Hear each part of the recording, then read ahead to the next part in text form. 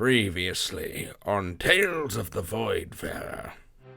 This is Kensley Duskford. You have kids on a ship that might do some very dangerous lines of work. The number of kids I have on the ship doubled thanks to you. You're welcome. Scriv, if we find salvage, we'll need you to chronicle it. Yes, Captain. Hi, Scriv. Are there living creatures on here? Is there anything dangerous? More often than not, we just find asteroid jumpers. That doesn't sound so bad. You guys feel uneasiness, almost like you're being watched. Sure the DM didn't bring it up for a reason. What was that? You see ascend from the chasm a beholder. Oh, fuck. I'm going to turn the thing towards the entrance and scoot my way inside of the catapult and hit that lever. Oh my god. Luckbeak has decided for us, I think. You see the ship break in half as it engulfs into flames and slide into the chasm. You slowly begin to drift to sleep. You're wondering, why didn't anybody make a big deal about the old man, the Gith? Wait, was there a man? No, there mustn't have been.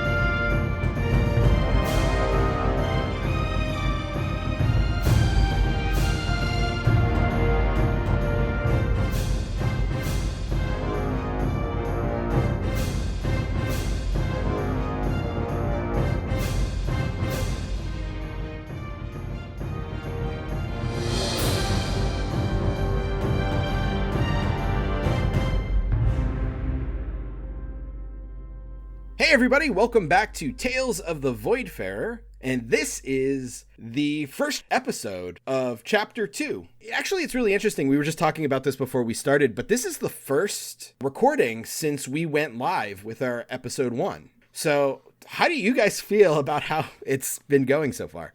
Well, I've heard all the response to Luckbeak's voice that people are saying, so from now on, he is going to sound more like a California surfer dude than a Southern lawyer. I've gotten your emails, I've gotten your postcards, so thank you. I feel like that's going to fit the character's attitude a lot more, honestly. I think it's more true to what I was aiming for with him as well, so I appreciate our fans. Yeah, feedback is appreciated. I am just amazed that people are listening. I really didn't think I was going to listen to this ever. So we have to start, actually trying now, I guess. Yeah, holy shit. I'm just excited that we have fans. Yeah, I guess that is proof to you guys that this is more than just an elaborate ploy to just get you guys to hang out with me. It might be that, but we also making a podcast. I thought you were just recording our voice so that you could later sign us up for things by using yeses and nos in our cadence. Well, no, I'm building anatomically accurate androids of all of you, and I need voice samples to emulate that part accurately. That checks out. Yeah. You could have just told me that. I would have been into it. What's with the elaborate ruse? So when do people start sending us dice? That's my question. Fiona, you can't solicit our fans for dice.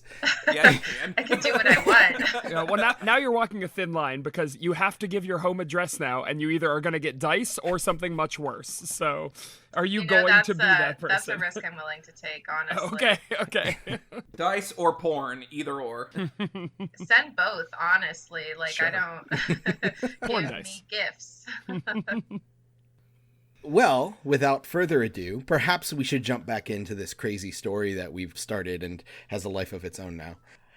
You find yourselves within the damaged hull of a Skro battle wagon, the ship resembling from the outside a massive charging boar. Rav'nys, you are in the hold with the other gunners, Lester and Robin, who you've met before, and the other gunners who you've only met briefly in passing. There is a female brass dragonborn named Rav'nys, a human named Ormond Seabrook, a dwarf named Tira Sunforged, as well as a half-elf by the name of Elwyn Morweir. And right now, you're not doing gunner things. You are helping load this massive salvage haul that you have come across in this Skro ship. You found it originally amongst what looked like the remains of a ancient battle. Shrapnel floating all throughout space. Most of the ships in the vicinity destroyed, and this battleship was one of the few remaining. Robin is going to say, "Hey, can you give me a hand with this?" as she bends down to lift a large chest. Rav'nys goes on to the other side and helps her with the chest. You guys start walking it towards the blown out side hull of this ship. The Blackfin, the remora ship of the Voidfarer, is docked to its side. You see Brohane there with his spider construct, Ira. And the backside of Ira, this large spider-like abdomen, actually is opened up, and Brohane is overseeing the loading of Ira's ass, effectively. And Val is standing over there with Roxana as well. "It's lucky we ran into this. It more than makes up for the rather unsuccessful salvage operation that we originally came out here for." Brohane's going to instruct you where to put this, and Robin is going to dust off her hands a little bit. Roxana is going to turn to you and says, "It looks like the rest of the gunners have it under control here. If you want to go check the chambers to the fore of the craft to see if there's anything else worth taking." All right. And she heads with Robin to the front of the craft. Yeah. In fact, you know that Marco and Scriv are off that way, kind of looking for anything magical or lore in nature. You head that way and you see that there's some small storage stuff, but nothing super major. You find an armory that has a bunch of Skro longswords, and you would know that Skro are space orc marines.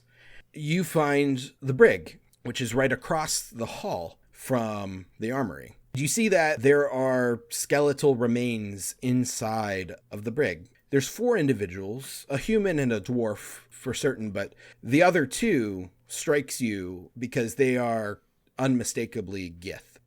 When you say skeletons, do you mean that like all the clothes are also disintegrated, or just like... It's very, very old. There may be tatters remaining, but most of it has disintegrated to dust.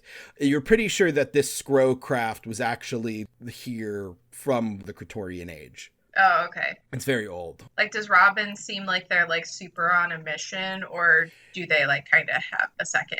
She's poking around a little bit and sees that, kind of looks through it and assesses that there's nothing of real value here. And well, it looks like they didn't meet a very nice end. Yeah, I guess not. Rav'nys is going to kind of like give it a quick sweep with her eyes before moving on to what they're supposed to be doing. And as you kind of look over the room and you see these skeletal Gith, you can't help but to be reminded of that very old-looking Gith that you saw in a dream not too long ago. She goes to the next room and starts going through everything, like looting it, making sure that there's nothing of importance that they need to take. But, you know, she regards it and she kind of like thinks about it. But, I mean, she gets on with her job. Yeah, it looks like Robin is going to start pulling the weapons off of the racks in the armory, and they don't look like anything special, but could be something that the Voidfarer crew could use, or even selling it will learn something. Yeah, she goes over and helps, starts bagging things, you know. Yep. Marco, you're only a few chambers away in the captain's quarters. You and Scriv originally came this direction to look for the helm room, to see if there was any salvageable phlogisterite, cinder shard, or a functioning helm, because even a functioning helm will fetch a pretty decent sum. Unfortunately, however, the helm room being at the very front of the ship, there wasn't hardly anything left of it. The front end of the ship took significant damage, and when you open the door to that room, you just see the empty void of space, this black emptiness, and just floating debris all around. But the captain's quarters was adjacent, so you went in there and actually found a variety of interesting things. The first thing you noticed when you walked in, and what you're looking over now, is star charts spread out across a table, and notes. Most of the notes seem to be in a rather large, jagged script that reminds you of Orcish. I don't believe you speak Orcish anyway, right? I do not speak Orcish now. Yeah. So you recognize it as an Orcish script of some sort, but it's unfamiliar to you and you wouldn't have been able to even read it anyway. But what's interesting is that there are other notes in a different script that you have seen before because they are Kraatorian. Oh, okay. And it looks like they are notes and ledgers that probably didn't originate on this craft, were probably plundered or taken at some point. Okay, can I make some sort of check to kind of look into this? We'll just say straight intelligence check. Straight intelligence, you got it. That would be a 17. You can't read it, but it does look like there are a lot of symbols that you recognize from other examples of this that you've seen. And you're pretty sure with the more examples that you collect, the greater chance that you will have to maybe being able to eventually translate it. I'm going to look over to... Is Scriv with me in the room, or did he go somewhere else? No, Scriv is standing there in the room with you, looking over the star charts as well. What did you find, Marco Astorio? Let me ask you, does this look like it might be of any value? And I pass over the Kraatorian notes to him. Well, it is spectacular penmanship, if I do say so myself, even considering the fact that I haven't the slightest idea of what it says. I don't believe it would fetch a whole lot in its own merit, but to a scholar, it might be of value. Well, it sounds like I'm a scholar who finds a lot of value in this, so if you don't mind, I'm going to hold on to it for a little while and study Oh, certainly. Anything to help us understand this fascinating culture. And so Marco is starting, putting everything he can find in Kraatorian into his book. If it even, says cookbook on it, Marco is shoving it into his bag. How would you know? All the pictures of hot dogs. Yeah, exactly, hot dogs. So yeah, at this point now, he is shoving this stuff into his bag now. As you do that, another thing sort of catches your eye. There's other things in this room. It's obviously a captain's quarters. There's a bed. There's a large wardrobe to the one side, and the door on that is ajar, and you actually don't see clothes within it. It looks like there's some sort of suit of armor. So, alright, I'm going to go over to this suit of armor, and is there a jar next to the suit of armor? Is that what's going on? No, the door is ajar. God damn it. Oh. Thought you said there's a jar. This is a magic world. The door could be ajar, Nick. Come on. Alright, so I'm unequivocally, since there is no jar for me to look at, I'm going to go to the suit of armor and just sort of start examining it, start to look at it. Would you have looked at the jar first before the suit of armor if there was in fact a jar there? It depends on what's in the jar. If there's the head of a mind flayer in there, then that's more interesting than some suit of armor. I guess that's fair. All right. So you open this wardrobe and you see what looks like a full suit of plate armor. It has interesting instruments on its seams, and it has a seam that kind of runs down the sternum and wides off where the bottom of the rib cage is. And you definitely see arcane channels and sigils in it. This looks like it's of Kraatorian origin for sure, but some sort of magitech. Oh, girl. It appears to be damaged. Oh. In fact, part of the chest plate, almost where that seam is, looks like it's hanging slightly to one side, and it gives you the impression that this chest plate almost opens from the front, allowing someone to step inside of it without having to don it in the traditional sense. Do I get the sense that I can repair this? You get the sense that this is probably something that, Brohane would want to look at, and it's probably not something that any one person will be able to fix right away. You'll have to reverse engineer it before you can figure out how to fix it. Is it in any way salvageable? It definitely looks like it could be. Yeah. Okay, yeah. Not for me right now, but if we took this with us, we could repair it eventually. Yeah. So I'm going to look over to Scriv. Hey, Scriv, can you come over here and take a look at this? He's picked up something else. It looks like it's a small chest, and he looks like he's in the process of opening it. And he stops and looks up and goes, "Oh, what is it?" It's a suit of armor. It's weird. It definitely has some magitech sort of origins to it, but I'm not really sure if I've ever seen anything like it before. He'll walk over to you, setting the chest back down on the charting table. Yes, this is most interesting. It does appear to be some sort of armor, and it does appear to be imbued with some sort of magitech. In fact, it looks like things that originated where my people did. Where your people did? Yes, the Forged. Ooh. I've never been there myself, but they come from a place called Eberron. This does not look like this particular set of armor came from there. Perhaps Kraatorian tech is not dissimilar than that of Eberron. Marco is currently just staring at this thing now in bewilderment, oh yes, I need to know more about this. This is interesting. If he wasn't already before, he kind of half listened to Scriv at the end there. Wow. So your people, And this is very similar. Okay, interesting. We're definitely taking this with us. Do we have anything to carry this with? Scriv kind of like awkwardly looks around. No.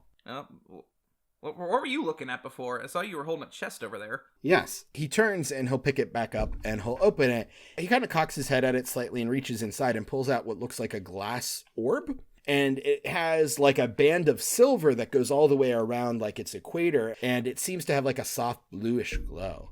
Would you have any idea what this would be? Would I? You make an Arcana check. All right, beautiful. 22. It looks like a magic item that you would be familiar with called a drift globe, but it's not exactly the same. You would be familiar that a drift globe is an orb that emanates light and it will hover in the air by itself and follow you if you so desired, but you're not sure about the metal banding on it and that sort of thing. And as you inspect it a little bit closer, it looks like it has like a script etched all the way around it, but it is not like anything you're familiar with. It doesn't match the Kraatorian script. It doesn't match the scrawlings that you found. It's wholly different. I look over to Scriv and I was like, well, I used to like handle things like this in Toril. It's the drift globe, I would say, but it's nothing like I've seen before. There's some sort of weird writing on it that I've never seen, and well, the metal band, I don't know if it's there for show or if it's there for some other purpose. As you're deep in examining this thing, you hear a rustle come from behind you, and you look and you see just something dark in the shadows close to the ground, and it goes behind where the wardrobe that this suit of armor is standing in. I'm going to first off hand the drift globe back to Scriv, and then I'm just going to approach hesitantly. As you approach, you do in fact see a creature, and it hesitantly comes out a little bit towards you, and it is this rodent-like creature. It's small, not a whole lot bigger than a normal rat, but it's hairless, and it's bipedal, like its larger back legs, and its tiny little front legs kind of dangle in front of it, almost like a little dinosaur. It has long, naked mole rat incisors, and its skin is a little bit wrinkly, and it has these little pale spines that kind of run down its back and down its tail, and then its whiskers splay out to either side. The one thing you notice is it looks super malnourished. It looks very skinny, and it kind of looks up at you like a little scared, and it twitches its nose at you and kind of makes a couple soft like little squeaks. Marco currently has a smile like as wide as his face can allow, and his eyes are just like glistening. He's just like, oh my god, it's adorable! What is this? And like he just reaches into his bag to get some rations, like a hefty portion, and tries to offer it to it. Yeah. And Scriv is going to stand there and he goes, Interesting. That looks like an asteroid jumper. and you've heard of these. Valve mentioned these. They're like little teleporting rats. Come here, little guy. Hey, I'm not gonna hurt you, buddy. Come on. It very cautiously comes up to you and it reaches out with its tiny little hands and it takes the food and it turns around and scurries away. Oh, well, that thing was adorable. It's an asteroid jumper? Yes, an asteroid. And Scriv stops and cocks his head, and you feel there's a rumble beneath the planks, beneath your feet. And suddenly you hear the cracking of wood as thousands and thousands of asteroid jumpers burst through the floor, and you are being swarmed. I need you to roll for initiative. Oh, shit. We just wanted an adorable pet. I Nicholas. All right, that's a solid 4 for me. Rav'nys, you're only like a room away, so you can roll for initiative as well, Oh, because sweet. you're going to hear. 13. I think the first thing that Rav'nys is going to hear is, oh, fuck! You immediately get surrounded by all of these tiny, ravenous, little, naked space rats. Adorable death machines. Yep, they just immediately surround you. And they are going to try and bite at you, but that's only going to be a 6. That's going to miss. Yep. Even with my painfully low armor class. The other swarm is going to also attack you, and that's only a 7. Oh, by wow, the way. they're not very good. And then, oh wow, I'm not using this die anymore. Yeet. No, keep using that die. It's great. No. So Rav'nys, you and Robin are in the process of collecting these swords, and suddenly you just hear cracking wood and like a soft rumble, and Marco scream, "Oh fuck," from the next room over. I feel like Rav'nys will know Marco well enough at this point to know she should probably help. So she's going to go in and see all these little fuckers. Does Rav'nys know what these are? Yeah, Rav'nys would be familiar with these. You do also know that they can basically at will teleport. Yeah, I think it's pretty likely that she will see these as vermin, correct? Correct. Okay. Yeah, they're not pets. So she's going to take out her club and probably try to swing at the swarm. Okay. That is a 23. That does hit. All right. It pains me to do this because I also wanted a pet. 7 damage. A few of them kind of squeak and fall dead on the floor, but the mass of the rest of them continues to undulate. Robin's gonna run up next to you. Holy shit, what happened? And hastily draw her sword and take a swing. She's gonna hit a different section of it though. 8 damage. It's the asteroid jumper's turn. The one that you hit, Rav'nys, you hit it and suddenly all of the couple hundred rats immediately in front of you that you hit, just there's a flash of blue light and they vanish. And then you just suddenly feel all of them land on top of you as they just teleport basically on top of you, landing on you and surrounding you. So they're basically just tribbles. And they just crit on you. If you kill my character doing this, I'm going to be unbelievably pissed. Just death by space rats. 21 points of damage. Holy shit. Oh my god. I rolled really high. Jesus Christ. The other swarm is going to attack Robin. They are going to hit for 7 damage. And Marco, the one on you, is going to attack you. That's going to hit you, Marco, for 7 points of damage. Ow. Little fuckers. You gotta bite on them. You have the food. It's on your bones. All right. Would you say that they are Rav'nys? That's the one. You got one. That was it. God, if you get one of these and keep it as a pet, you better call it Rav'nys. Rav'nys. Rav'nys and Rav'nys? That's adorable. Scriv is going to back away from all of the rats. Marco, he is going to touch you and cast heroism on you. You are now immune to being frightened, but more importantly, you gain 4 temporary hit points. Okay, good to know. Because Scriv is a bard. Good job, Scriv. I see you're a man of culture like myself. It's all the poetry. Marco, it's your turn. Okay, so whenever it comes to these creatures, are they physically on top of us? Yeah, they're crawling all over you. So yeah, if I were to cast something like Acid Splash, I would hit Rav'nys. Maybe. Well, the way Acid Splash works is that they make a saving throw, right? Exactly. Then no. You could do it in such a way that it's not going to hit Rav'nys. All right, so yeah, let's just go Acid Splash. They have to make a dexterity saving throw. DC save is 14. They fail. All right, so that is 1d6 damage. So that's 4 damage to them. Okay. And then I am going to try to move closer to the others. Actually, moving out of the swarm would invoke an attack of opportunity. Okay, so let's just stay where I'm at. All right, so then Rav'nys, it's your turn. Can Rav'nys try to hit the ones that are on her, or is that just hitting herself in the face with a club? No, you could detect those ones. Okay, so she is going to do that. Natural 20. Damn. So then I roll 2 separate dice, correct? I don't double? Yeah, you roll the dice twice, and then you add the modifier once. Okie dokie. 7 plus 3 is 10. 10 damage. Yeah, you kill most of them. They're still there's a lot of dead rats around you now, but the ones that are left are still attacking you, but they definitely seem to be made less effective just by you taking out their numbers. Robin's turn. She's going to attack the ones that are on her, and she's going to hit. So she's just cursing under her breath as she's swinging her sword downward. It's their turn. Marco, the one on you is going to teleport away and land on Scriv. and they're going to attack him. And they're going to miss. So then the one on Rav'nys is going to attack. That is going to hit, but they deal less damage now because there's fewer of them. That's only 3 piercing damage. Then the one on Robin is going to attack her and miss. It's Scriv's turn. He's going to pull out a short sword and try and attack the ones on him, and he's going to miss horribly.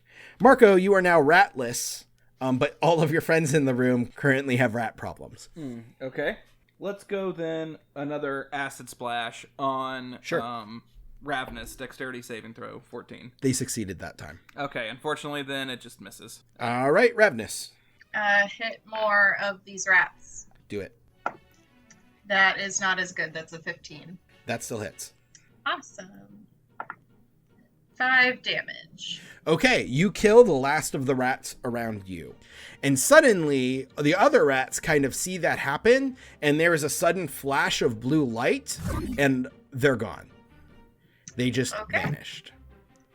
The door swings open, and you see Val and Roxana there going, What happened? Rats! All right. Luckbeak. Yes. And we're done with that. It's a good button on that scene. Luckbeak, you are back aboard the Voidfarer. You did not get to go on this excursion because in the week time since getting back from your salvage scout operation, it was kind of decided that the best fit for you aboard the ship, job-wise, is probably as a cabin hand along with Riley and Edgar and the other children of the crew. And they're taking an opportunity with everyone else out helping on this salvage job to clean a lot of the cabins while they are vacant. Okay. You guys are going cabin to cabin. It's basically the whole cabin/deckhand group. You have Kinsley, the dwarf that you met previously. He's helping kind of pick up rubbish here or there. Adgar's helping him. He's actually holding the trash bag, essentially, following Kinsley around. It seems like Adgar is kind of taking a liking to the dwarf. There's this teenage boy that you know, his name is Kale, and he is currently in the process of mopping and complaining constantly. Riley is there as well. She has her own kind of garbage bag and is kind of going around picking up stuff and tidying up in general. You know that there's another teenage girl. Her name is Ismeni, and she's a half-elf. And she appears to be like a fledgling wizard of some sort. She actually has her spellbook out, and she's kind of going around using prestidigitation to kind of tidy up and clean, and occasionally casting mending here or there to repair some ropes or wood or other stuff. And Luckbeak, you could be helping out with any of those tasks, either helping pick up or perhaps mopping yourself, or it's really up to you. How do you want to be helping clean the ship? Well, I think Luckbeak probably views himself as a indispensable part of this team as sort of a taskmaster. So I think he might be, supervising these kids more than he's actually cleaning, right? Maybe picking up here and there, but mostly using it as an excuse to kind of look through stuff. But yeah. Yeah, because you are kind of going into actual people's quarters to tidy up a little bit. It's mostly to pick up garbage and maybe get their linens and stuff like that. Well, and you would also know that while she's not present right now, there is somebody who has that job. Her name is Tiana. And she's a halfling. Okay. She's kind of been popping in and out, but she's generally in charge of keeping track that makes sure all the chorin gets done. Okay, got it. Is that her main job on the ship? More or less. Okay. She's lumped in with the deckhands and cabin hands. She's older.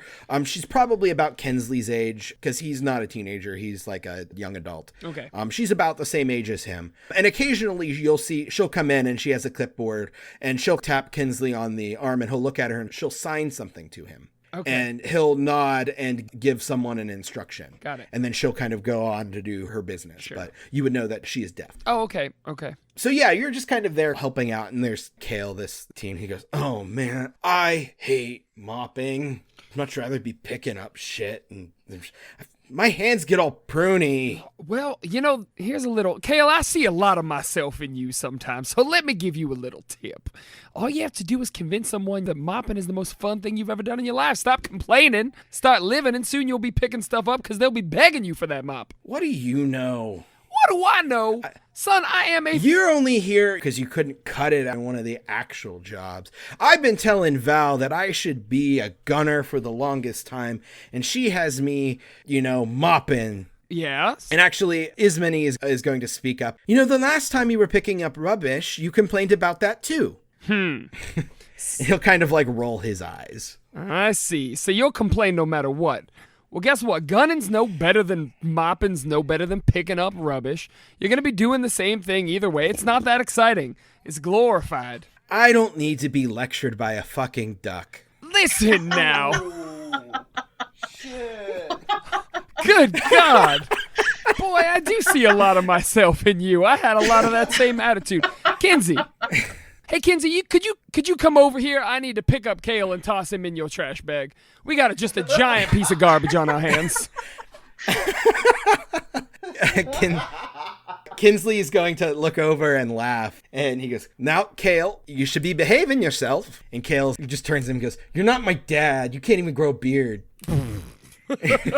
Is that your mark of dadlyhood? Anyone who grows a beard can be your father? Well, you would remember that Kinsley is a young adult dwarf, but his beard is super patchy. Sure. Okay. And actually, one thing you notice this whole time is that Riley has been trying really hard not to laugh at Kale, complaining, but she's doing a very bad job of it. Okay. All right. So look at this. All the other kids here, they're laughing at you. You understand? You're not doing yourself any favors. Well, if you want to mop so bad, you do it. Well, sure. Oh, you almost got me. See, now you could be convincing little kids to do... you almost had me there. He kind of cocks an eyebrow at you and will keep mopping. All right. So yeah, at that point, you see Tiana returns and she'll go over to Kinsley, who is kind of the de facto second in command of this group of the crew.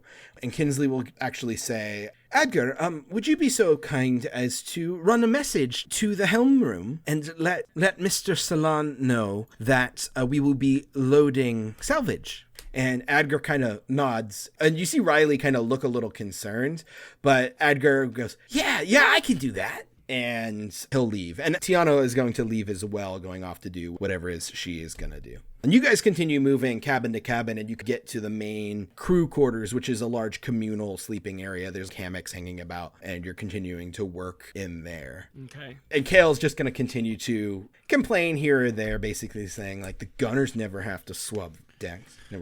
Their hands are never pruny. Good God, son. Why are you on this ship? He does not have a chance to answer because there's a flash of blue light and the room is suddenly filled with thousands of space rats, and I need you to roll for initiative. Oh, Jesus. Okay. Unexpected. Had not even unearthed my dice yet. Was not expecting to roll during this scene. Nope. I got a 16. They get to keep their initiative from the last battle because this has not changed for them. Do I see our Marco and Rav'nys with them at all? Nope. Okay. And you would have no way of knowing, but the asteroid jumpers were fleeing the battle that they were having with Marco and Rav'nys and just so happened to jump into this room of the Voidfarer. And Luckbeak, you would be familiar with asteroid jumpers just as vermin throughout wild space. You've never seen them like this. There are thousands of them at once. Just into the room. Okay. Kale is going to go first, but first thing he's going to do is kind of leap backwards and fall on his ass, tripping over the mop bucket, and stand back up and make a kind of half-assed swing at the rats with his mop and miss. And Luckbeak, it's your turn. Oh boy, how many rats are there? There are 2 swarms of rats, so 1,000. Okie dokie. If this were a text adventure, I would type look and pay attention to where the exits are. Where are the exits in this room? You are in the communal crew quarters. This is the very aft of the ship on the Orlop deck. There is only one door out of this room. Well, I'll tell you what. On level up, instead of taking a point in in Constitution, which I was thinking about, I instead took a feat. Okay. Magic Initiate. I feel like I've been on the Voidfarer enough that maybe I've picked up a small trick or two. From or at the people very around least, me. like hanging out with Marco. Sure, yeah, absolutely. I think Marco is like a talking thinker anyway, so just being in proximity, you kind of pick up things. Yeah, oh yeah, I kind of absolutely. peg him as a talking thinker. So I think what I'm going to do is I'm going to cast my only first level spell, which is Animal Friendship, on one of the swarms of rats. I believe the description of the spell says the creature is charmed. Yep, charmed. Okay. You cast the spell, it does not connect. And you get the impression it's because there are just so many of these individual rats and they're in a frenzy that they are immune to being charmed. Got it. Okay. So that was a rather poor first attempt at magic for Luckbeak. Yeah, absolutely. I bend down on my knees and I start murmuring at these rats that start spitting and hissing at me. So It is World War Z of rats. Like Yeah, they're just like absolutely. over each other and like forming a wall to get Yeah. to me. Yeah. Yeah. I'm going to kind of tuck a couple of the kids behind me and start backing towards the door. Got it. Yeah, Riley seems to be very eager to move in that direction anyway. Sure. All right, it is Kensley's turn. He is going to draw a dagger and run up to one of the swarms and take a stab at it. He does indeed hit and does 3 damage.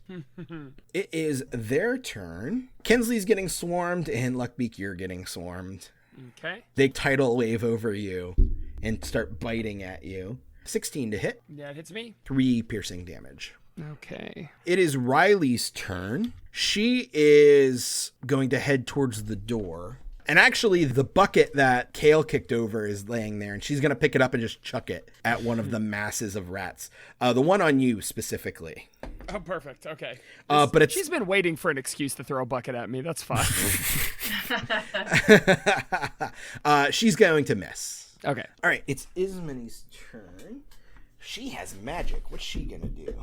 She cast Firebolt at the one that is on you, Luckbeak. Okay. She hits. Luckily, the rats crawling all over you are a thick enough shield that you do kind of feel the heat as it hits the rats. And actually, that's enough to kill them. Oh, okay. And there's a few that are still alive, but you see quick little flashes of light here and there. And they just vanish. But there are still one swarm left that is around Kinsley. It's Kale's turn, and he is going to attempt to hit that swarm with the mop. And miss, and hit Kinsley instead. Ah! Luckbeak, it's your turn. Let's see. So I'm going to keep kind of putting them towards the doors and backing up. Meanwhile, taking aim at one of the swarms with my crossbow. So that's going to be 17. That hits. Cool. You would have sneak attack. Oh, so I would. All right. Yeah, because Kinsley is an ally, and he is technically adjacent to the swarm. Nice. That is 6 + 6 + 5. So 17 damage. 17 damage. Yeah, you perfectly time your crossbow bolt and it skewers like 6 rats. And the others just kind of panic and scatter and just bamf away. Nice. Now, I can't remember the last time I got my tetanus shot. This is a nightmare. At that point, the door creaks open. Edgar walks back in and he has the sack over his shoulder and he goes, "Did I miss the fun?" Yeah, it was a goddamn blast, Edgar.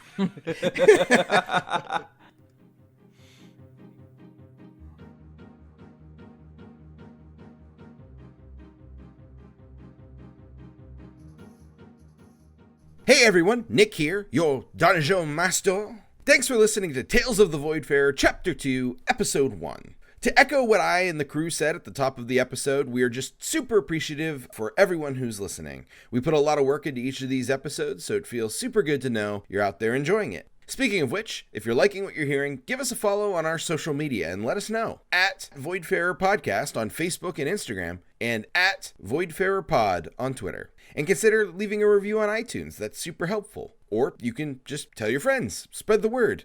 Tell them there's a penguin. That seems to work.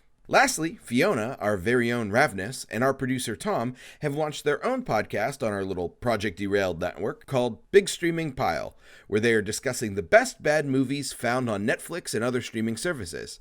The first 2 episodes, discussing Netflix's Tall Girl and the R.L. Stine movies Goosebumps 2 and Mostly Ghostly, are available to listen to right now. Be sure to give them a like/follow on Facebook/Twitter at Big Streaming Pile Podcast and at Big Stream Pile, respectively. Now, without further ado, let's get back to the show.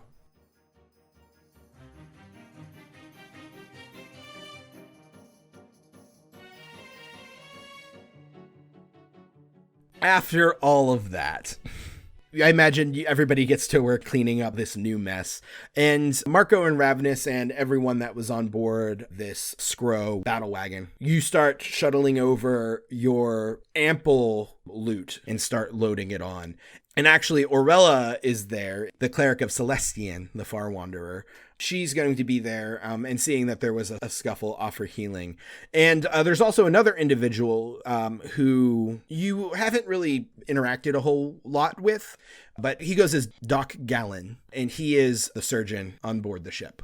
And he's kind of like a seedier looking guy. He has got a long ratty coat, and otherwise will provide mundane healing. You know, wrapping cuts and bruises and that sort of thing. Anything minor that isn't really required for Orella's magic. So between the two of them, they can get you patched up a little bit. So, and actually Doc Gallon is going to come to you, Luckbeak, and the others and go, I wasn't expecting the fucking cabin hands to need some patching up. They ain't go nowhere. Oh, yeah, well, we didn't expect a fucking rat infestation to teleport aboard the ship. Come on now. Oh, yeah. Asteroid hoppers. They're nasty buggers. Yeah, sure. Not the first time that they've randomly just gotten onto here? No, but they exist. Anytime you spend too much time close to asteroids or wreckages where they might be about, there's always a chance they hop aboard. Hey, Doc, remind me again. We are such good friends and we have spent a lot of time together. Where the hell are you from again? That accent is just delightful and I just can't, I never can place it. Oh, piss off. Oh, okay, all right. On multiple layers. As everyone is shuttling stuff on and everyone's kind of running about doing stuff. And Tiana has actually come back to where this battle has happened and is now making sure that all of these rats get, scooped up and ejected off of this ship before they spread disease. Sure. But yeah, she's kind of overseeing things. So I think I'm going to kind of get her attention, maybe by like tapping her on the shoulder or something. Yeah, she'll look at you and smile and she'll sign to you. Hello. So here's the thing. I think Luckbeak was frustrated. This might be why he even took Magic Adept, because he can't sign. He has flippers, right? You do have digits. You have 2 fingers and a thumb. They're flatter and wider. Yeah, but that doesn't really, it doesn't quite have the same effect. I can't get across all the meaning with just 3 right. fingers. It is difficult. So I'm going to use the cantrip that I think he probably took Magic Adept for, which is Mage Hand, and he's going to sign to her, were you at all hurt in that scuffle? Oh, I mean, he only learned it about a week ago, probably ASL in general, so, right.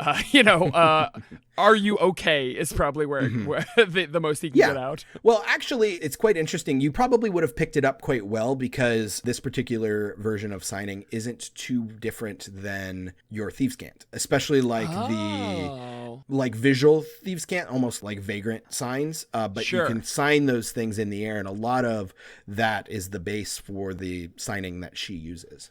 Okay, interesting. So while you may not know it all, you probably picked it up pretty quickly and realized there's a lot of similarities. Yeah. Oh, God. Okay, there's some deep lore there about the first thief being deaf as well, or something that I love. Okay, all right. Yeah. So I'm going to sign. Are you all right? She's going to smile and nod and sign back to you. Yes, thankfully she was nowhere near the incident. Have you checked on all the kids? And she signs that she has, and they are all right. Okay. I'm going to sign back. I know that I was complaining about being put in this position, but I appreciate you keeping me here. I think it's a good idea that someone is here to watch them at all times and keep track of them. Again, she'll smile and nod and sign back to you that she appreciates the help. She can't have eyes everywhere, and she's glad you're here. Cool. Okay. So yeah, you guys are loading things back on, and I would imagine at some point, Luckbeak, you're going to run back into Marco and Rav'nys as they're coming back onto the ship. Yeah. And you can see that they both look like that they've had a scuffle of some sort. I mean, Rav'nys, unless she got healed, is like mostly dead. Oh, Jesus. Oh yeah, you did get crit on. Yeah, she's at 13 out of 34. Orella was offering healing to people. However, unless you specifically approach her to ask for it, she's not going to approach you, specifically Rav'nys. Yeah, Rav'nys is going to go to Orella for healing. Yeah, you can see that she's actually currently in the process of healing Robin. She's holding her holy symbol of Celestion, muttering a couple words. When you approach, she'll look up and see you, and you can see she immediately gets a little nervous. But then she'll say, "Do you require healing?" Yes. Oh, all right. And she'll do the same thing and heal you 10. Oh, nice. And you do notice she'll heal you just fine, but she's trying not to make eye contact. Is there anything else I can do? And you can kind of tell that she's really hoping you say no. No. Yeah, Rav'nys says no, and she walks away over to Luckbeak and Marco, if they're together now. Yeah, Luckbeak, you've come out after your conversation with Tiana. Okay. And you run into Marco and Rav'nys, who are a little beat up now. Definitely, you can see that their clothes is a little disheveled and torn a little bit. Okay. They're sporting some wounds, but nothing major. But definitely they ran into something as well. Sure. All right, well, give me the story. Rats. Asteroid jumpers. Well, I'm about to blow your mind. I point to my arm. Rats. Oh. Ooh. Yeah. Yeah. My son's a bitch is funny. teleported. Wait, did you just say that's funny and not laugh, Rav'nys? We really have to work on your social skills. Usually people show emotion by modulating their voices. Oh. I didn't know that. No, I know how to laugh. Scriv says Scriv. walking by. Thank you, Scriv. Very helpful. Hey, Scriv, Yes, Marco Astoria. could you also help me get the armor and the drift globe somewhere where it can be studied later? I'm not sure where we're going to put it, but... Oh, I have given the drift globe to Captain Valeria, and the armor was being handled by Brohane and Ira. Oh, well, that's perfect. Thank you. That's the people who probably should have it. Precisely my thought. And Scriv is going to kind of go over to where they're kind of slowly loading things on board. They're loading them onto the top deck of the ship and then lowering them down through the cargo hold to the lower decks. And he has his ledger out and is starting in the process of kind of chronicling everything that has come on board. Okay. Val will eventually find you. There you three are. I have something for you. Since this is our first real successful salvage operation, I figured it was only fair that you should reap your rewards a little bit early, and she will toss a small sack of coins towards each of you. Oh, well, thank you, Val. Rav'nys puts hers in her backpack. Yep, Oh, I count it right there. there's 50 gold. 50 50 suns. gold. And she says, and there's a little bit more. If you'd like to follow me down below decks, I can show you. So Sure. Marco is a former grad student, and this is more gold than he's ever seen in his life. He doesn't know what the fuck to do right now. Yeah. So, do you guys follow her downstairs? Of course I do.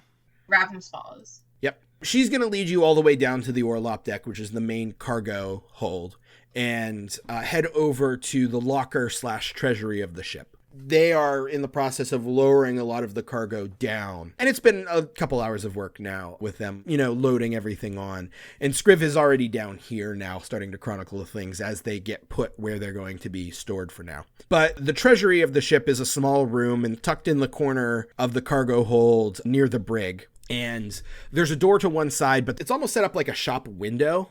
And Val is going to walk over and say, I don't believe you would have had the pleasure of meeting our purser of the Voidfarer. Everyone, this is Yuri Marnovic. And you see a large, rotund human. He has a vest and like a dirty shirt, and he goes, pleasure to meet you all. My name is Yuri, and I am the purser of the Voidfarer, as our illustrious captain has just told you. Pleasure to meet you. In addition to serving as purser, basically the treasurer aboard, he also runs sort of a general store. If you need any basic supplies aboard the ship, he's willing to sell you it from our ship's stores. Anything beyond the normal effects that we will provide. In addition to that, he also helps us chronicle many of the magic implements that we find, of which on this particular voyage we have found several. But first, I do have a favor I need to ask. And she gestures to Yuri, and he hands her, Marco, you recognize it, it's the small box that you and Scriv found. And she opens it and pulls out the drift globe. Yuri is accomplished in a variety of knowledge and information, and he seems to think that the writing on this orb is a Githyanki script. And she holds it out to Rav'nys. Rav'nys, would you be able to read this? It's this faintly glowing glass orb that has a silver band around its equator, and you see small Githyanki script scrawled all the way around it. Rav'nys takes the orb and looks at it and tries to read it. You do, and you can. In fact, you recognize this orb because one of your overseers at your hatchery had one not too dissimilar from it. It is in fact a drift globe, but it has an important additional function. And you read it, and it looks like it has several command words written in Gith around the outside. You know, the one for light, the one for sunlight, the one for float. But more importantly, there's one. It is the word Ornek, which is Githyanki for model or guide. Okay. Okay, so she is like kind of regarding this, looking at it, and you said that in addition to being a drift globe, it has another function. What exactly is that function? So you're not 100% sure because it's been so long since you were at the hatchery, but you know that word Ornek, which means model or guide, would be the command word for that function. Speaking it will activate it. You do know that this thing is harmless. It basically emits magic light. Okay. Okay, so it's not gonna like explode if she says it. Okay. It's not going to explode. Your overseers had this thing around children at the hatchery. Listen, they're Githyanki. That could mean anything. Like, okay, so she's going to hold this globe and she's going to say Ornek. The faint glowing light within the orb grows brighter, and there's a flash, and there is light immediately spreads out throughout the chamber, and you see that there are pinpricks of light suspended in the air, these illusory motes. And as you kind of rotate the orb in your hand, they kind of coalesce. You see a solar system, a model of a solar system hung in the air using illusory magic. And Val is going to look at it and goes, this is Kraatspace. And you can see that there's the large central sun. There's 8 primary worlds, a secondary sun that sits about halfway out, and many, many moons and secondary worlds revolving around those primary worlds and that sun.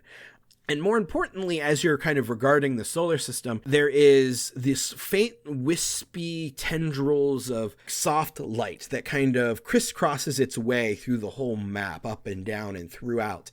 And they kind of intersect in places and kind of fractal outward. It almost looks like cracks. And where they intersect, they're brighter. And seeing this, it jogs your memory a little bit because you're pretty sure that those tendrils of light indicate areas of the solar system that are closer to the astral plane. Places where the material plane and the astral sea are close, which would be used for the Githyanki as convenient places to jump them and their ships from the material plane to the astral sea, and vice versa. Okay. One of these places in particular, in fact, where the glowing is the brightest, is labeled in Githyanki. It's the word Hazin, which you know is Githyanki for vault. Okay. She's going to kind of like regard it as her memory is jogged and she's remembering all this. And they keep these at the hatcheries.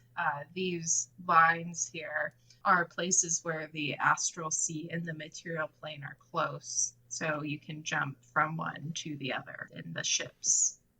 Val's going to step forward and she's actually going to point at that one point that is labeled. And she goes, "And what is that?" It means vault. vault. Oh, well. So this is a treasure map. It might Treasure be. map. Actually, Rav'nys, you would probably know that the Githyanki that, sail the astral sea, they often go into the material plane to plunder.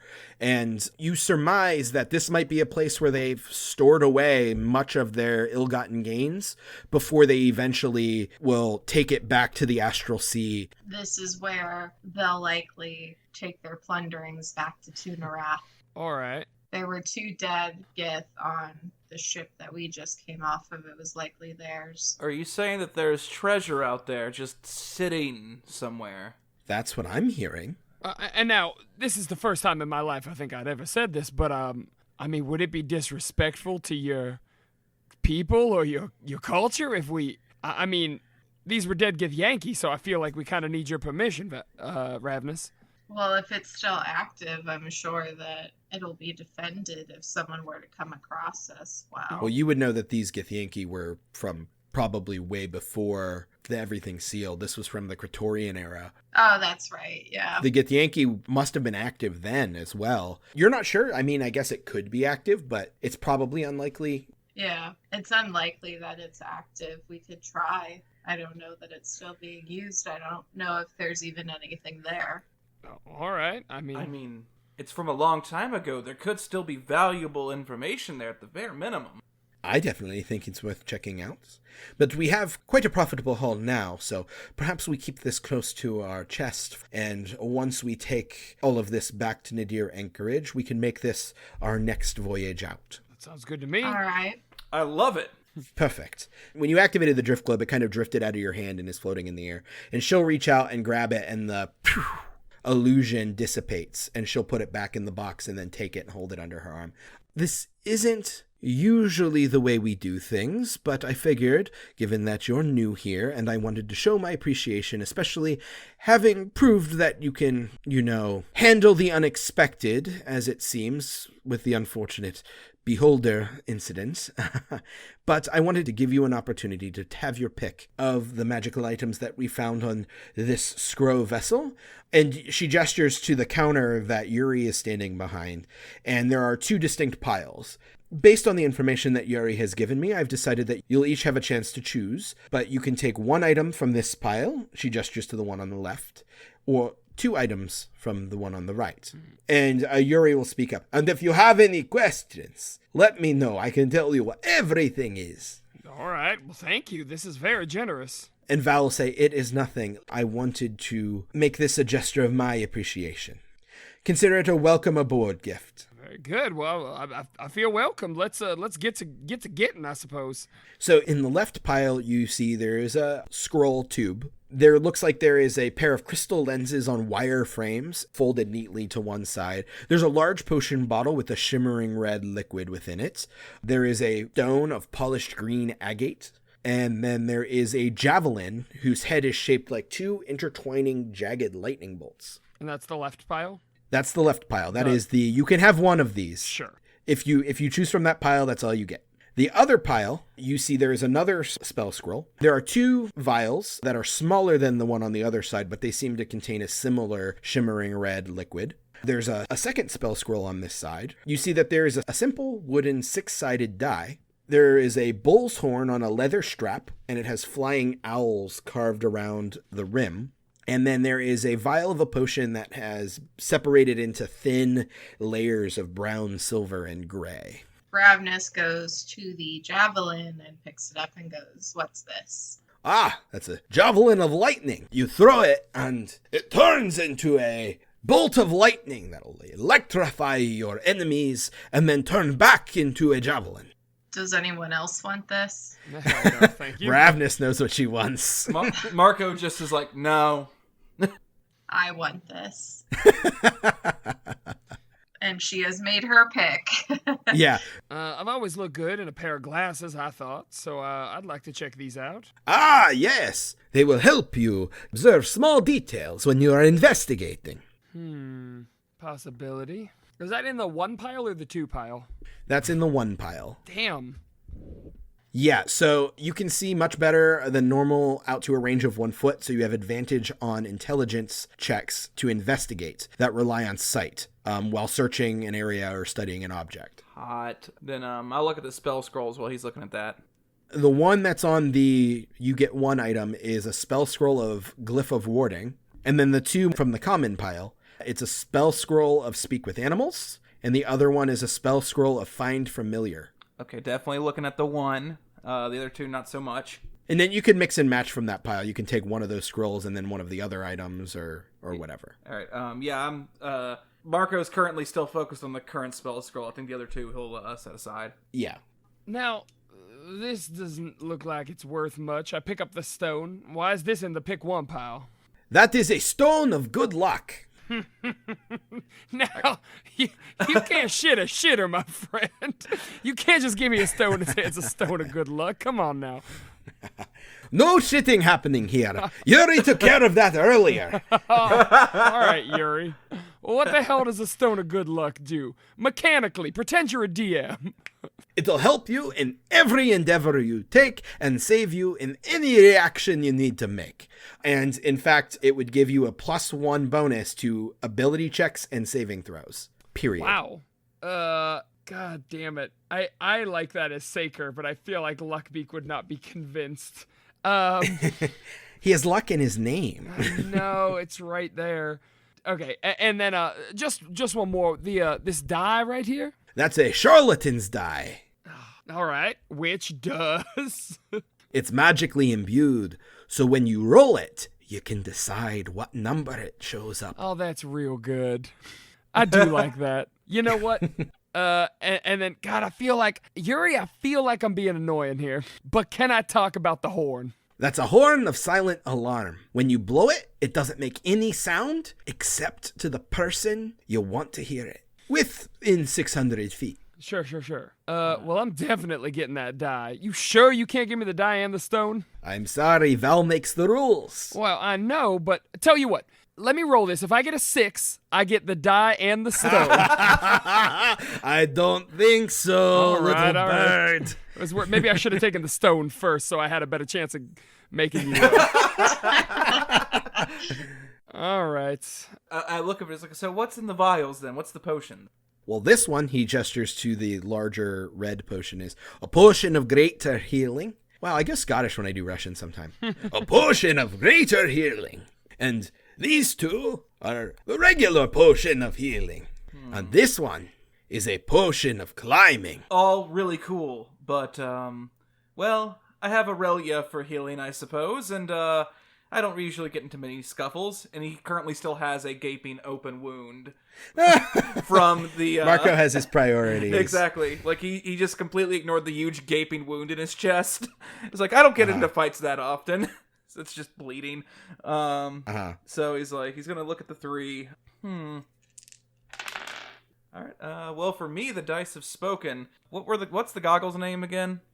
Eyes of minute seeing. Not to be confused with the eyes of minute seeing. I flipped the agate stone up, the stone of good luck. Catch it and put it in my pocket. A good choice. Thank you, Yuri. I already like you. You're one of my favorites. And I like you too. I don't know your name. Marco Astorio. It's nice to meet you. Val is very rude. She doesn't introduce anyone to Yuri. Val shrugs and goes, when you know their name, they're easier to swindle. Yuri swindles no one. Marco's just going to think to himself, well, I'm probably going to get swindled. Yuri's going to look at you, Luckbeak, and goes, so, my friend, have you made your choice? Yep. I'm going to take that die, and I think I'm going to take the potion of climbing. All right, then. He will hand you those, and he will take all the other items back.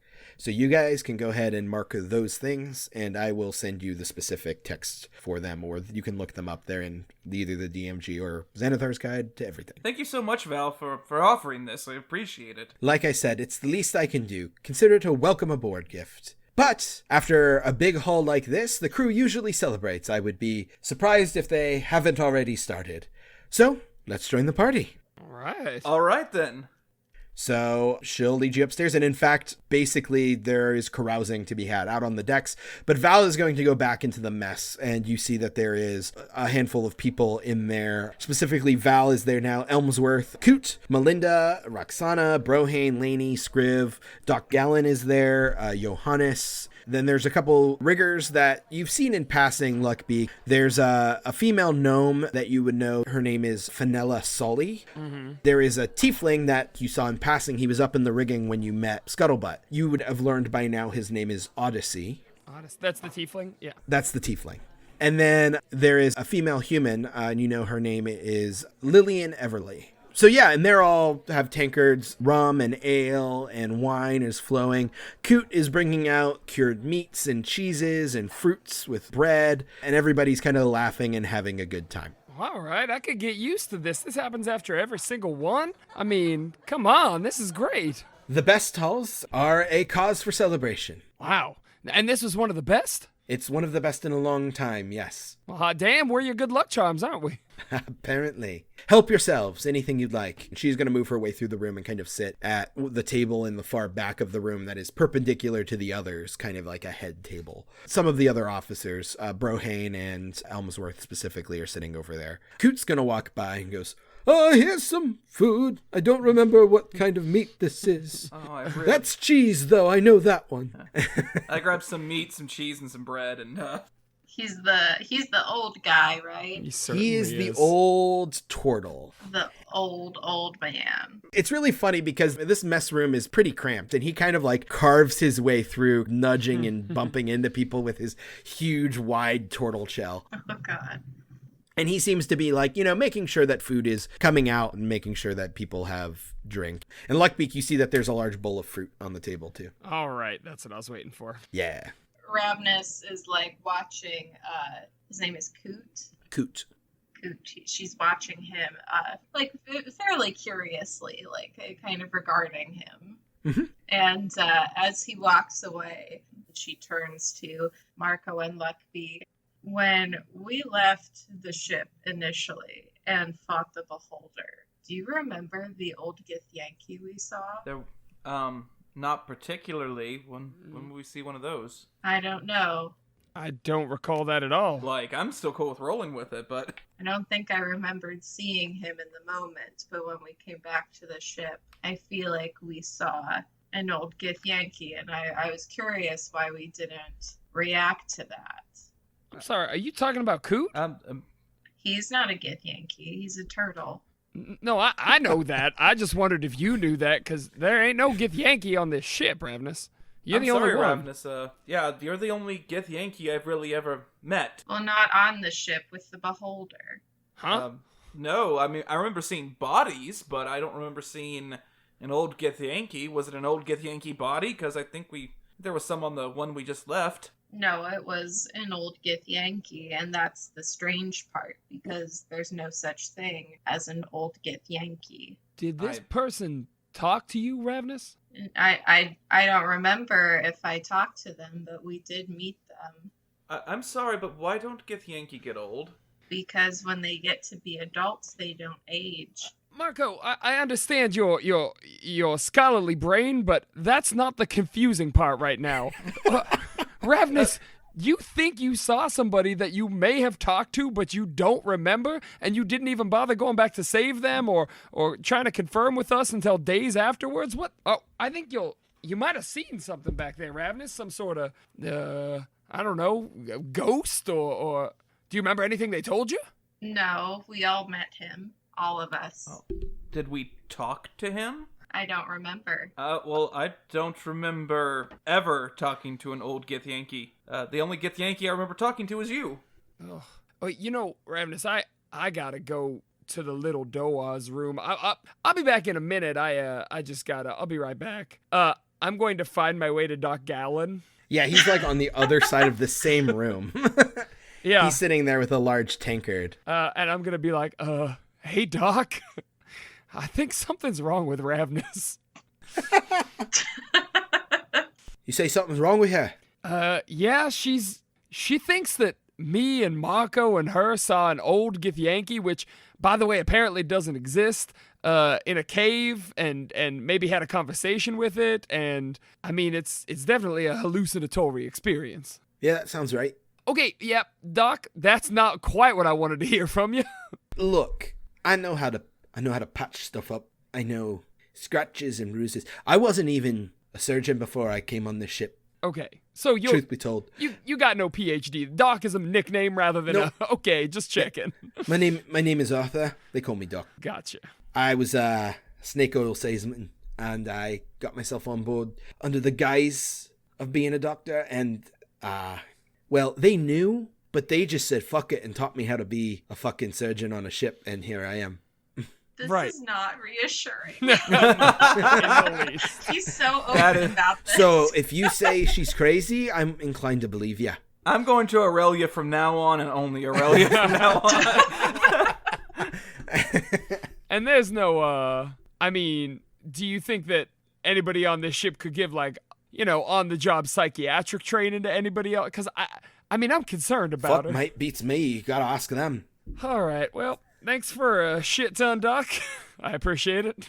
Luckbeak Humboldt. Oh, it's great. I have these flyers that you requested for your Spacer's Gambit night. I don't know what a Spacer's All Gambit right. is, or why there would be Keep it down, a bud. night Okay. dedicated to such things, but I certainly enjoyed making them for you. I appreciate it. Now, you remember you're not supposed to tell Val about this, right? Yes, I do remember that. I don't understand why. Well, Scriff, you're welcome to come, but it's like a boys' night. You know what I mean? Oh, well, I am neither a boy nor a girl. So, All right. I understand. Well, Scriv, you're welcome to come anyway if you'd like. It's just, I don't know if this is something that Val would approve of, so we're just kind of keeping it on the hush-hush. I could ask her if you'd like. Scriv, that would be the opposite of what I just asked you to do, so I appreciate how literal you are about everything, but in this case, I would appreciate just a modicum of privacy. Oh, very well. And actually, Doc Gallen is just still sitting there going, "You play Spacer's Gambit?" Art, you're welcome to join us. Been a while, but I'd be more than happy. Well, his accent is really all over the place. Boy, I truly love his accent. it's all over the place. Oh, it's been a while, but sure. All right. Hey, how about this? First hand, if I win, you have to start calling me Doc, since it's a title that don't mean shit anyway. I don't know about that. All right. I quite like it. We could play now if you want. All right. I suppose I don't see any reason not to. I mean, we got to maybe find a private room. I don't want all these people cheering around, and it's. Isn't that part of the fun, though? I guess I thought it was more of a smoky back room. Money going this way, that for way. whatever you're doing, but I just want to play cards now. All right, fine. All right, let's play. Who else is in? You have the cards? I got the dice. Yeah. Wait, is it Nick? It's a card game. It just uses dice when you play it. Sure, understood. In Dungeons and Dragons. Oh, fuck. Well, then I'm returning this goddamn charlatan's die because I bought it explicitly for...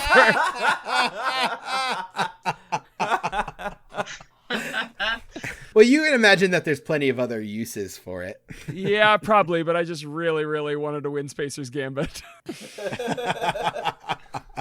Okay, I can go around and sort of recruit whoever was going to do Spacer's Gambit with me. Certainly the party. I like Doc. I definitely want Scuttlebutt to be part of this, if he wants to be. Let's see. Meryl and Melinda. Sure. You haven't seen Meryl around, but Melinda's here tonight. Okay, that works. God, I feel like I could swindle Coot out of some money. So that's kind of a fun idea. Man, don't play with Cootie. He's going to steal your shoes. At the Very end well. of the day, you're going to be naked. He's a fucking shark. He lives the lie. He starts playing, he puts on the little cap, and suddenly everybody's naked, and he's This is walking the away with everyone's prestige clothes. shit. He's just pretending to be senile every waking moment. Oh, man. Okay. I walk around to those people, and I see if they're invested for losing a little bit of the income they just made, and see if they want to play a game of Spacer's Gambit. I think that Marco would be hesitant because he has never played that game in his life. Oh, no, Marco, this is a baby game. I mean, it's just basically, listen, follow my lead, you're going to be fine. Listen, but, I mean, this is a gambling game, and I mean, well, I guess I did make 50 gold today, but Now, Marco, listen. View this as this is an important sort of socio thing for some people, right? So this can be an opportunity to study a culture that you didn't know before. Marco, you're a pirate. Why do you care about gambling? I didn't know I was a pirate. Okay. You know what? You're right. This is a sociological experience. There we go. An experience. Exactly. So Absolutely. why not? Let's give it a go. I guess I'll learn as I go. You got more money than you ever seen in your life right now. You can afford to lose some of it. And Rav'nys, of course, you're in. I want to finish my dinner. Well, all right. I mean, we could eat at the table. Okay. That was easy. She's going to just load up her plate and take it with her. Of the others that are there, you don't as much interest as you might for like the actual night, since everyone is kind of in the process of socializing and eating and drinking on their own. Like Melinda will say next time, and you haven't seen Scuttlebutt here at all tonight. Scriv seems curious, so he's going to sit down as well, and Doc Gallen will play for sure. Rav'nys has probably carried like 2 plates of food back with him to play this game. Just feasting. Yeah. Like, I imagine you're just going to play there. Nobody seems to care if you're going to start playing cards in the mess. But it's up to you guys. Yeah, we're playing here. It's fine. So Doc is going to say, Spacer's Gambit or Freebooters? Space's Gambit. Let's keep it easy. This is the kid's first time playing. He'll chuckle and give you a look like he knows what's up. But he doesn't say anything. Okay. Luckbeak, are you going to deal cards then? Sure. I'll deal them out. So, yeah, you'll deal the first hand to everybody. Doc is like, keep the stakes low. How about a star for Auntie, which is a copper piece? Sure. You said they're learning? Sure. Seems like child's play, but yeah, let's do Marco it. flips in a copper. He'll toss a copper in. Yeah, Rav'nys is the same, and she's also going to try to keep an eye on Luckbeak because she's pretty certain that he's going to try to cheat. I can't. Mechanically, I can't anymore. I thought I could. Well, you could always try to sleight of hand roll. Sure, okay. To sleight of hand cards into your hand. Gotcha. And so it'll be a D20 roll on the first round, a D12 on the second round, and a D6 on the final round. And you want your total to be as far from 21 as possible. So the hand of 3, which is 1 on every single die, is the best. And a hand of 38, which is a 20, 12, and a 6, is the second best. And the closer you get to 21 from either end, the worse off you are. Okay, it's a D12, a what, and a D6? A D20, a D12, and a D6. Okay. So, but you're going to roll them one at a time. So the first round, everybody rolls a D20, they look at it, and then they will place bets. Everyone will call, you can raise, it works like poker. I don't know how to play poker, so I'll do my best. Okay. I think Rav'nys probably doesn't know how to play this game either, so it works. Yeah, she's just, wild card. That's fine. Okay, so you deal it out. I'm going to roll for Doc and All right, Scrib. I'm rolling. Okay. So we'll say that Doc is sitting to your left, Luckbeak. Sure. So he'll throw 5 nibs in. All right. Scrib is going to look at his card and goes, I got a 12. Scriv. Oh boy. All right. Are we supposed to say it, or are Nope, we not you supposed to say actually- it? Oh, are we not supposed to say it? You're not. I don't know. I mean, you now, but here's the Yomi, my friend. You could be saying it, and you could have a 20 or a 1. Now I know that you're not. Why would I be deceptive? Wow. All right, Scriv. All right, You're right. I'm going to say that Marco is smiling broadly. Yeah. okay, the current bid is 5, so you can call and meet that or raise or fold if you want to completely get Sure. out. So we'll say I'm next. I'm gonna call. I will call. Okay. Rav'nys goes, what do we do if we have something good? Well, you can raise if you want, and then you're gonna force other people to put in more money, and those of people who don't have a great hand might fold instead. So Rav'nys is going to put in 6. Doc will throw in one more. What did Scriv do? Call. Scriv is looking around like he doesn't understand the concept. Scriv, just put in 6, please. Marco Oh, matches. yeah. And he puts in 6. What the hell's a robot gonna do with all that money? I'll put in 6 as well. Okay. All right, now we're all good. Nobody else raised, so now we get to get another card. Everybody roll a d12, yeah. Everybody roll a d12. You keep your d20 roll, and you're going to add the d12 to that number. At this point, Rav'nys, Scriv, Marco, if you're approaching 21, you might start to get scared. So, the further away you are, the better. So judge how much you're betting based off of that. Marco's still smiling.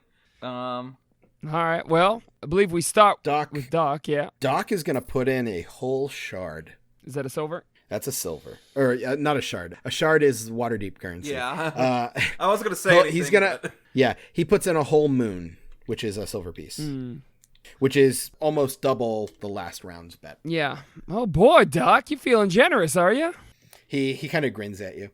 All right. Well, not much I can say to that. I will raise. You guys can always insight check if you'd like when that sort of thing happens. Sure, I'll raise. I'll put in 2 moon. He doesn't even think about it. He throws another shard in. Marco, as he continues to smile, throws in 2 shards to match. 2 moons. 2 moons. We got to get off the shard Jesus. thing. Yeah. No, I did too. We're in Waterdeep, just in space. Yeah. Waterdeep in space. So Rav'nys, the current bet is 2 silver pieces.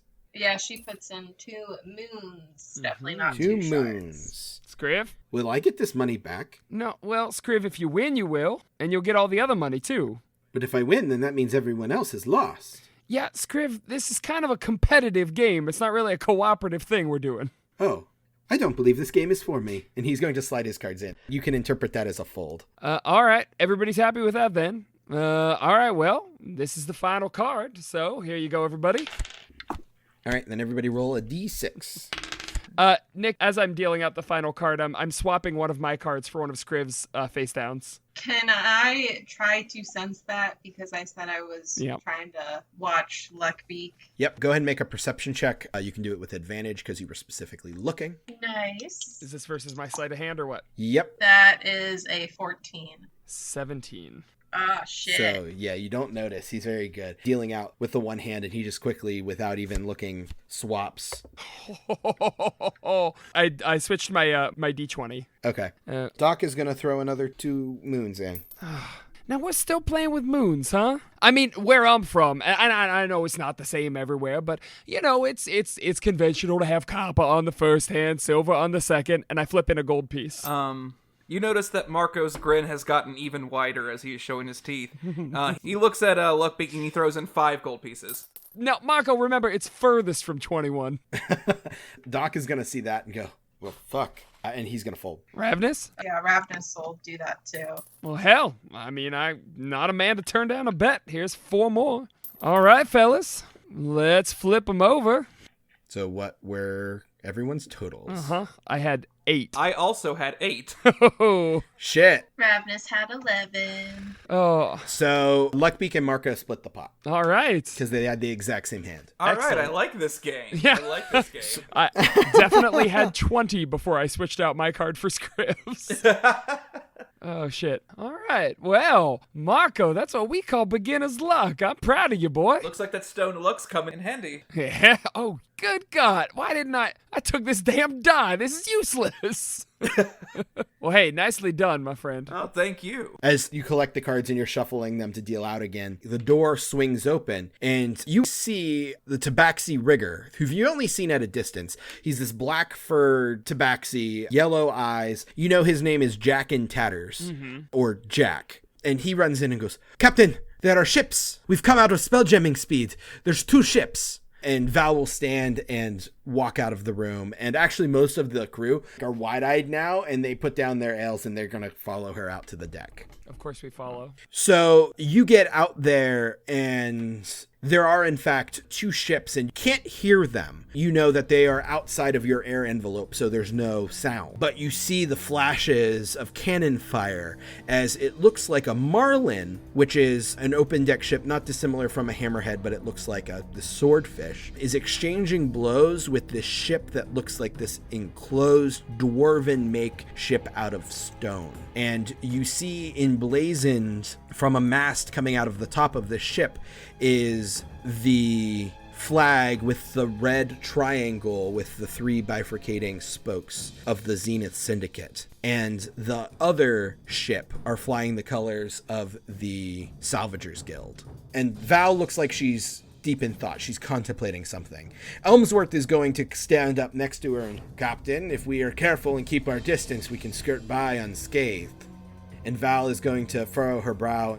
"Everyone to their stations. We're interceding."